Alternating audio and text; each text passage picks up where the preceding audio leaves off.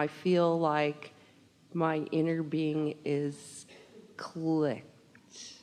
Well, most people, when they're thinking about being deliberate creators, they're thinking about thoughts. They're thinking about thoughts and words and actions. Well, we understand that because every emotion you feel is about the mixture of thoughts. Here's the best way of explaining it to you. Your inner being has been around you always, and your inner being knows who you are and what you want and is keenly calibrated to that. And the words that it would take to describe any one of your vortices and the precision with which you have built it over your life experiences would take longer than this lifetime would afford you if you were to hear it in words. In other words, there's so much culmination of so much becoming that you have been living, but your inner being is tuned to it and aware of you. So now here you are out in the world, maybe in that bubble that we described. Maybe you just went off half-cocked, got out of bed, you're mad at everybody, and off you went. But anyway, you're out in the world. So your inner being is aware of where you are, and every encounter you have. So you meet someone and you have a reaction to them because there's a mixture of what they've got going on vibrationally and what you've got going on vibrationally. So you have an experience. You might even say you're having an opinion of this exchange that you're having. In the same moment, your inner being is having an opinion, but your inner being's opinion is based upon a whole range of criteria that yours might not be, like the bigness of your life, the bigness of who you are, and all of the components of things that matter to you. Not just prosperity and not just personal well-being, but upliftment, and on and on and on and on and on and on and on. So your inner being has an opinion about what's going on. So in a very rudimentary way, let's say, for example, this person is not tuned in, and the reason that you're rendezvousing with them is because you're not either. It's always that way. And you have a reaction to their whatever, to their rudeness or to their whatever. Well, the reason that that feels like it feels to you is because your inner being simply loved them and understood them and called them to their highest good. And the fact that you didn't leaves you feeling the absence of harmony or the offness of the calibration. In other words, you calibrated with the physical world. You didn't calibrate with your spiritual world. You didn't calibrate with your source. You can't be angry and be calibrated with your source. Well, the nice thing is, the more you meditate and the more you deliberately calibrate, the more you'll catch it in the early subtle stages. So when you're off a little, you can adjust it before law of attraction gets hold of it and momentum gets underway and it gets out of hand. That's why beliefs get out of hand, is because you calibrate and then you attract and then you say, see, it is true. And then you join groups and you talk about what happens and you calibrate more until you have this argument around the world about what truths are. And we say, you can make anything true that you focus upon because the law of attraction will bring you the data about what you're offering as a vibration. So do you want to make hate true, or do you want to make love true? Do you want to make your balance true, or do you want to make your imbalance true? Do you want to make your love true or your hate true, your abundance true or your lack of abundance true? You get to choose what it is. Your inner being already knows what you want and is always true to what you want. Other people in the world, that's not their job. It's not their job to be the calibration that calibrates you to what you want. Now, there are a lot of people that do. Lots of ministers and mothers and teachers and friends really care about you, and they do their best to calibrate on your behalf. And when you hold one of them as your object of attention, it feels really good, but it makes you dependent upon things that are unreliable, because they are few and far between, those who will hold steady to who they know you really are when you're behaving in a way that is not who you really are. But your inner being always is there for you, always is calibratable. Always it is possible to calibrate to your inner being. Well, we're using that word a lot. What do we mean by that? Resonate with it. What else do we mean? Sync. What else do we mean? Feel the emotion of it. Anytime you feel negative emotion, you're not calibrated to your inner being or to what you want.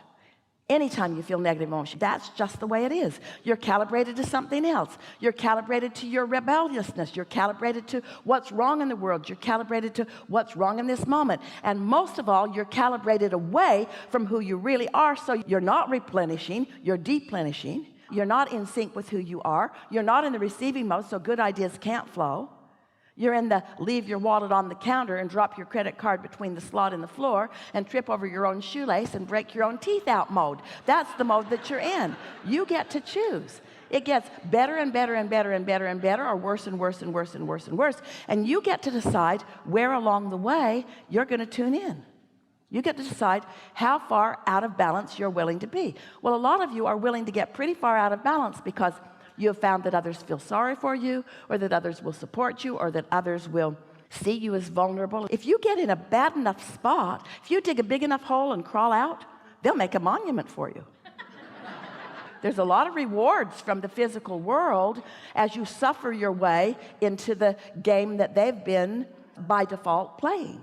Or you can decide, I'm an extension of source energy, and source is aware of me. And source is rooting for me and calling me back into alignment with not just who they are, with that which I really am, and with all things that I desire. And as you care about it so that you meditate every day, and you care about it so that you do your segment intending every day, when you get into a situation where you're not feeling so good, and you ask yourself, as Esther did, the question, wait a minute, is this who I am, or is this who I am? Is this how I feel? Is this really the emotion that best depicts my feeling of my life? No, not even close. Is this? Yeah, it's that one. And so as you continue to make those determinations, what happens is it becomes such a strong part of your vibrational offering that then as you move through the world, that's the way the world shows itself to you.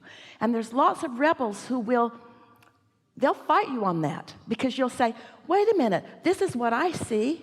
And they'll say, oh yeah, but you're not looking in the right places. You need to look in these other places to find the things that you want to push against. And that's the dilemma that most humans are experiencing, is that they really believe that their work is to look out into the world and find its problems and then push those problems into oblivion. There's a war against drugs, and a war against cancer, and a war against terrorism, and a war against, and a war against. And if we can just push hard enough against those, they'll be gone. And that's just not true. The more you push against them, the more prolific they are. And so when you decide that you're going to tune into who you are, and you're tuned in, tapped in, turned on, and you're standing steady in your own shoes and steady in your own mind, and someone behaves in a way, they don't affect you because it's not about you. It's about them. If you saw someone in the street bleeding, we believe you would help them. But when you see someone in the street flipping you off, you don't feel so helpful. But they need you just the same. They're still asking for the love that they haven't been able to quite calibrate to.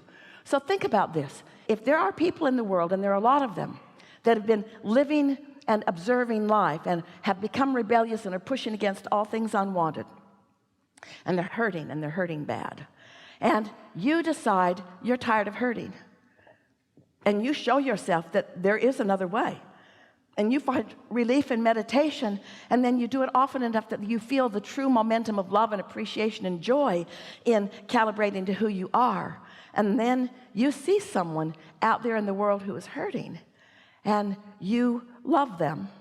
You may very well give them, like beaming a satellite dish, a point of attention that they could calibrate to. They can't calibrate to their own inner being because they're so far from that. But if you love them anyway, and why would you love them anyway? Because you're a lover. You love because you're a lover. You don't love because they're lovable. If that were true, you'd all be really gone a long time ago. Source loves you even when you're not lovable, because Source loves, because Source is love. Not because you're in the vibration of love, Source doesn't remove the vibration of love just because you're in a bad mood. Source just keeps loving. Know that sooner or later, usually later, you'll wind around into something and you'll taste it a little bit. But when you start doing this on purpose, when you start calibrating because you mean it, and you've shown yourself what that note is that you're calibrating to, and then you're walking around in the world and you're feeling good no matter what else is going on, there will be those who will resist you. What are you smiling about? Pretty much everything. What's wrong with you? Aren't you watching the news? Yeah, but I'm looking at it through the eyes of optimism. I'm looking at it for solutions. And I believe in the resources that are available to us that are coming forward. And I have enormous optimism for where we're all going. And actually, you might be giving them a lot more than they want, but I believe in our eternalness. I believe that we are eternal. And I believe that right here and now is all I have control over. So if I can't be present now and feel good, then I'm in deep doo-doo. If I need anything to shape up before I can have a knee-jerk positive response to it, then I'm going to be more unhappy than I am happy all of the days of my life. And I am not willing to do that. I've shown myself that happiness is a choice. Happiness is a choice. And so is clarity, and so is abundance, and so is love, and so is stability, and so is well-being, and so are great ideas, and so are inventions, and so are empires, and so are relationships. All of it is a choice. It is a choice so easy, so at your fingertips. It is a choice, you see. But you got to start with, am I resentful or am I a lover? You just got to make choices all day long. All day long. Esther put her seat back on the airplane, the half inch that it was willing to go. And she felt it bump the man behind. And she looked right around and she said, did I get you with that? He said, it's okay, you just surprised me. And Esther said, I don't need to recline. He said, no, it's okay. No, I don't need to recline. No, it's okay. They were fighting over who should be the nicest one. That's the kind of rebellion you want to be. No, no, no, no. No, no, no. I don't need to recline. No, no, no. Go ahead. Recline. You're not about it. No, no, no, no. It's okay. I don't need to recline. In other words, wouldn't it be nice if those are the kind of arguments that you're having with one another? No, you go. No, you go. No, you go. No, you go. No, you pay. I mean, oh, I'll pay. No, you pay. No, you pay. No, you pay. That's the way it is, isn't it? Helpful? Helpful. Can I slip one more in? Yeah. Why do I cry when I'm happy?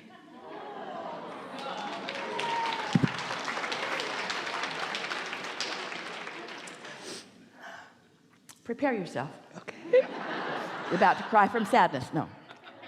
You cry when you're happy because you have not calibrated yourself long enough or precisely enough to be in this moment ready for what it feels like when the whole of Source and all its love is flowing to you and through you. That's why sometimes people call it overjoyed. You're overjoyed. In other words, there's more joy than you have consistently calibrated to. So you might be calibrating to it in this moment, but you're really not quite ready for it. Not completely, you see. Really good conversation. Thank you. Yeah.